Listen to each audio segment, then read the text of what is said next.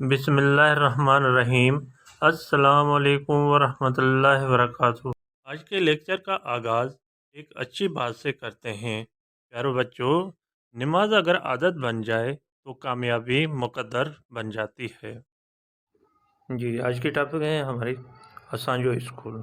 असांजो स्कूल मजमून जो है ये बोर्ड के लिए बहुत अहम है, वो मैं पढ़कर आज आपको समझा देता हूँ। जो बच्चा मेरी पहली वीडियो देख रहे हैं तो सबसे पहले सब्सक्राइब और लाइक ज़रूर करें ताकि आने वाली वीडियो आपके पास पहली फुर्सत में पहुंच जाए। आइए फिर रीडिंग की तरफ। असांजो स्कूल, हमारा स्कूल। असांजे स्कूल जो नालो अलफ बे जीम सेकेंडरी स्कूल है।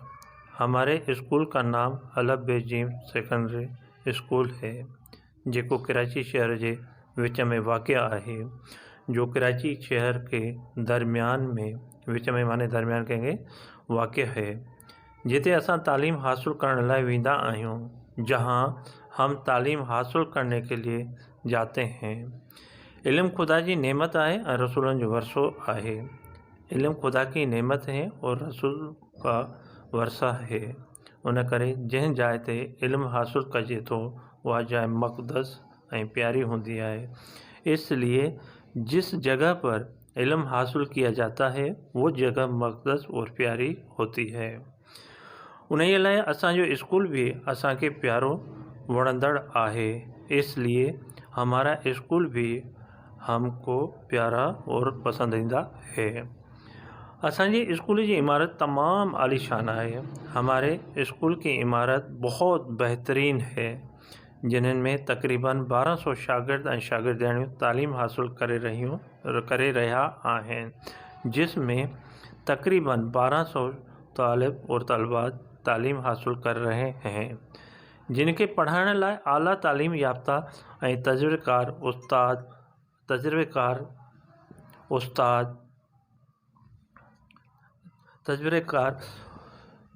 उस्ताद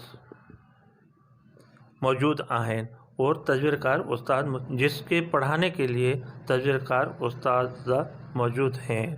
तालीम से गॾु दीनी तालीम लाइ कुरान मजीद हिफ्ज़ करण जो बेहतरीन इंतज़ाम है।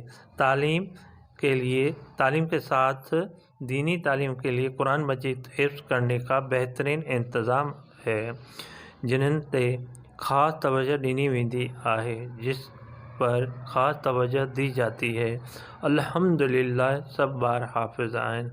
अल्हम्दुलिल्लाह सब बच्चे हाफिज़ हैं। असांजे स्कूल जो हर क्लास हवादार, कशादो और साफ़ सुथरो पिण है। हमारे स्कूल का हर क्लास हवादार, चौड़े और साफ़ सुथरा है।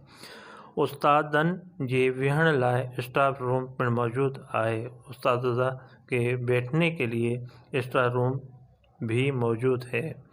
उनका सवाइ साइंस लैब, कंप्यूटर लैब और किताबन से भरियल एक शानदार लाइब्रेरी मौजूद है। उसके अलावा साइंस लैब, कंप्यूटर लैब और किताबों से भरी हुई एक शानदार लाइब्रेरी मौजूद है, जिनमें हज़ारें किताब रखल हैं, जिसमें हज़ारें किताब रखे हुए हैं। असांजे स्कूल में सफाई जो तमाम उम्दा निज़ाम है। हमारे स्कूल में सफाई का बहुत उम्दा निज़ाम है। स्कूल जो माहौल साफ़ और पुरकशिश है। स्कूल का माहौल साफ़ और पुरकशिश है। असीं पांजे स्कूल से मोहब्बत और उस्तादन की इज़्ज़त करियूं था। हम कहेंगे हम अपने स्कूल से मोहब्बत और उस्ताद की इज़्ज़त करते हैं। स्कूल असांजी इखलाकी और जिस्मानी तरबियत करे तो। स्कूल हमारे इखलाकी और जिस्मानी तरबियत करता है। आखिर में मुंहिंजी अल्लाह ताला की बारगाह में यह दुआ है त शाल रब्बुल इज़्ज़त हिन अज़ीम दरसगाह के अञा भी तरक्की ॾिए ऐं हिन मां अहिड़नि नौजवाननि खे तालीम हासिल करण जी शहादत बख़्शे, जेके अॻिते हली मुल्क में ऐं मिलत की खिदमत कनि।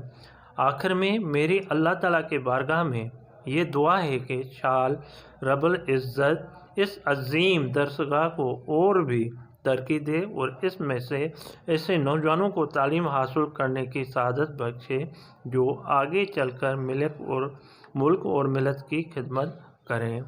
جی بیٹا، یہ ہمارا مضمون تھا اساں جو اسکول، جو آپ میں پڑھ کر آپ کو سمجھا دیا، اور آپ سبسکرائب اور لائک کرنا بھولنا نہیں، وہ ضرور کرنا، اور ریمارکس بھی ضرور دینا۔ اللہ حافظ۔